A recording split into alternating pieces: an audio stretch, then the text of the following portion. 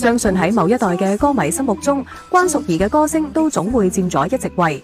尤其係聽佢翻唱嘅作品，更加覺得原來歌係可以咁樣唱嘅。現年59歲嘅關淑怡近日被傳出病危，而家喺 ICU 病房留醫，情況令人擔憂。1989年 Shirley 憑難得有情人呢一首歌紅遍全港，佢嘅聲線獨特，尤其以氣聲唱腔同迷幻曲風見稱，突顯佢細膩多變嘅個人風格，令佢好多作品都深受歌迷愛戴。即使係翻唱嘅歌，亦都堪稱神級演繹，到而家全部都成為佢嘅經典。雖然佢多年嚟被情緒問題困擾，不時傳出負面新聞，但係佢始終以自己嘅方式默默面對。縱使人生旅途有好多波折，關淑怡嘅作品至今依然動人心弦，令人回味。只要一聽到佢嘅歌聲，總會喚起一代人嘅青春記憶，係佢哋心中無可替代嘅歌后。衷心祝願關淑怡能夠早日康復。